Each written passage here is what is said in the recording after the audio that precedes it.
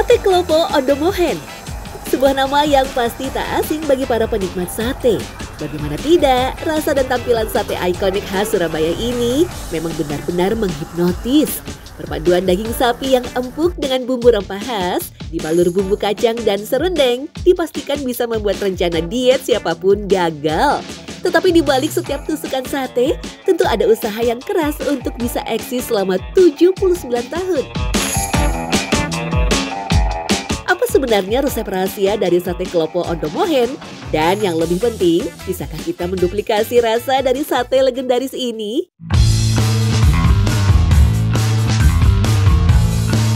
Nah, kalau misalnya sate kelapa ini dia pakai bumbu kelapa, jadi kayak beda banget gitu dari yang lain.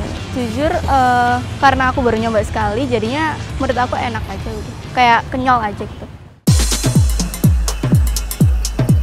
Alih-alih memakai daging kambing, Sate Klopo Ondomohen memang menggunakan daging sapi sebagai bahan utamanya. Berada di Jalan Wali Kota Mustajab, penyebutan Ondomohen berasal dari nama jalan ini di masa lampau. Dalam bahasa Belanda, Ondomohen berarti tempat para kerajinan tangan yang dulunya banyak terdapat di kawasan ini. Sate Klopo Ondomohen sendiri tercatat sebagai pionir yang kemudian diikuti oleh berbagai kedai sate klopo lainnya. Sate Klopo ini dulu yang pertama jualan ibu mertua saya.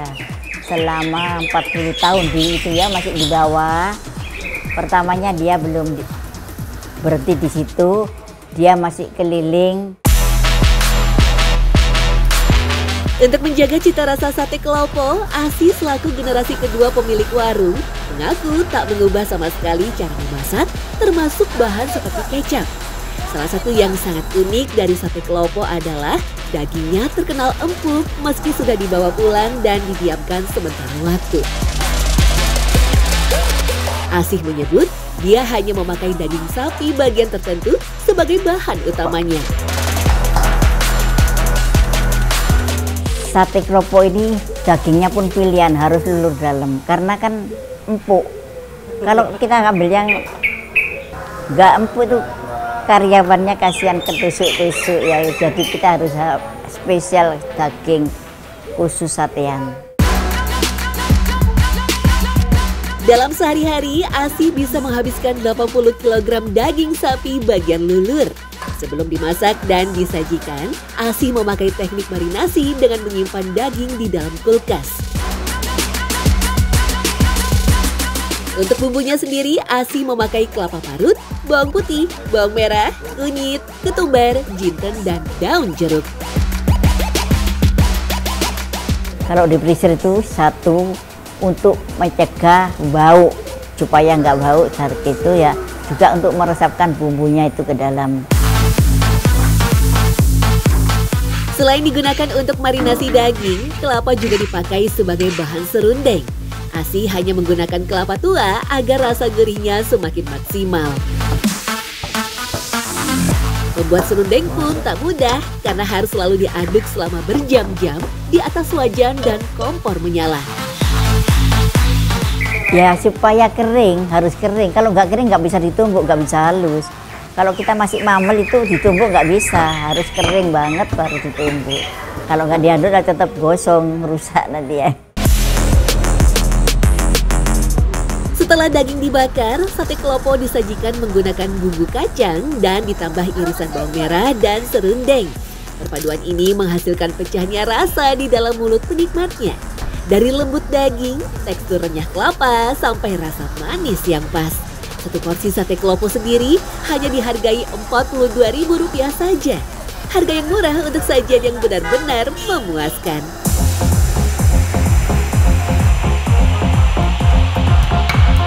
Lantas, apakah kami bisa berhasil menduplikasi Sate Klopo agar bisa dinikmati tanpa harus pergi ke Surabaya?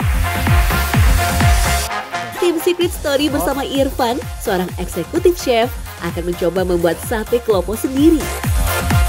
Menurut Irfan, untuk menyamai rasa dari Sate Klopo, satu hal yang wajib diperhatikan adalah pada pemilihan daging.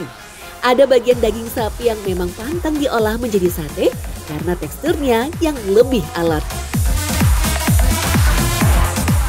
Yang banyak berkah itu biasanya top side ataupun kaki ataupun bagian pinggul belakang, itu otomatis saya memilih yang empuk itu bagian daripada punggung.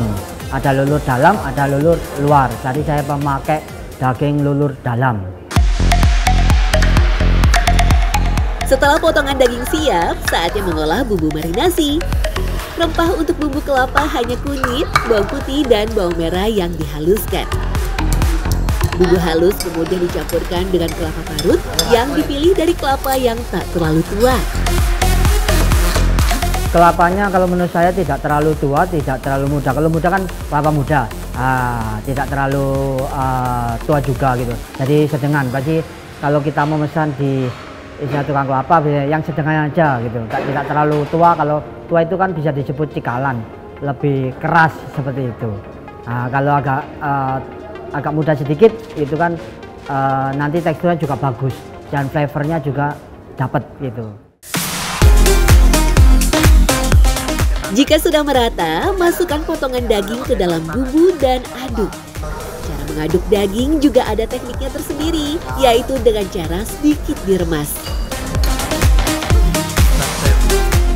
Potongan daging kemudian ditusuk dengan formasi 4 potong untuk satu tusukan. Agar tekstur daging tak hancur, daging ditusuk berlawanan dengan arah serat. Baru setelah itu, sate dimarinasi selama 30 menit atau lebih lama lebih baik. Irfan pun memilih untuk memakai teflon agar teknik ini bisa dipakai di rumah sekaligus lebih praktis. Teknik bakar teflon ini ternyata punya kelebihan tersendiri.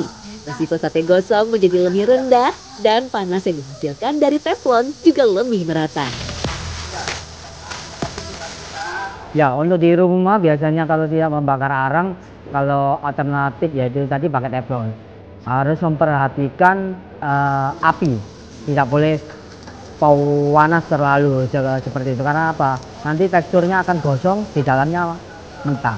Seperti itu. Nah, ini kan sate biar gimana nya matang, habis itu tidak gosong. Nah, jadi harus slow motion cooking. Jadi masaknya harus pelan-pelan. Hanya saja sate teflon membuat rasa smoky yang khas tidak bisa didapatkan seperti bakaran pada arang. Karena itulah balutan bumbu yang lebih tebal bisa menjadikan rasa sate kelopo ala chef punya kelebihan tersendiri. Setelah siap, sate pun dibalur bumbu kacang dan topping bawang merah. Nah, sekarang saya sudah punya sate kelopo yang saya buat. Sekarang saatnya melakukan uji rasa. Untuk kemasannya, sate kelopo Ondo Mohen yang asli diberi tanda huruf A. Sedangkan untuk kemasan sate kelopo ala Chef Irfan diberi tanda huruf B. Nah, Mbak sudah nyobain dua-duanya kan? Kira-kira sama nggak rasanya? Yang B sama A? Beda. Beda. Kalau yang B gimana? Kalau yang A gimana? Ini yang B ya. Kalau yang B ini lebih, maksudnya lebih enak, lebih terasa apa? Ini yang kuningnya ini itu lebih banyak. Kalau yang A itu rasanya hampir sama sih Mbak. Cuman kayak hampir sama. Cuman menurut saya lebih enak ini. Lebih suka yang B ya? Karena apa tuh? Rasanya kenapa? Kalau lebih suka yang B? Enak, terus maksudnya lebih terasa aja gitu. Kelapanya tadi bilangnya, karena kelapanya lebih banyak. Iya. Terus gimana ya? Enak aja gitu. Lebih suka yang kacangnya B. juga enak. Bumbu kacangnya juga enak, kelapanya juga pas. Oke Mbak, sudah nyobain sate kelopo yang B sama A. Kira-kira rasanya sama nggak nih? Beda. Bedanya dari mana tuh? Yang A? Kecil. Ini sama kelapanya Lebih tebal ini. Nah, setelah merasakan keduanya, kira-kira lebih suka yang mana nih Mbak? yang B. Yang B, karena apa tuh? Karena lebih tebal, terus kelapanya lebih kerasa juga. Sama ya, lebih tebal, dagingnya lebih tebal, kelapanya lebih kerasa. Tapi dua-duanya sama-sama enak. Ya, meski punya racikan yang berbeda, rasa sate kelopo ala chef ternyata mampu bersaing dengan sate kelopo Ondo Mohen.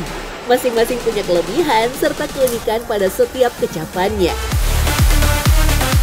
Ya, sate kelopo Ondo Mohen memang bukan hanya sekedar hidangan.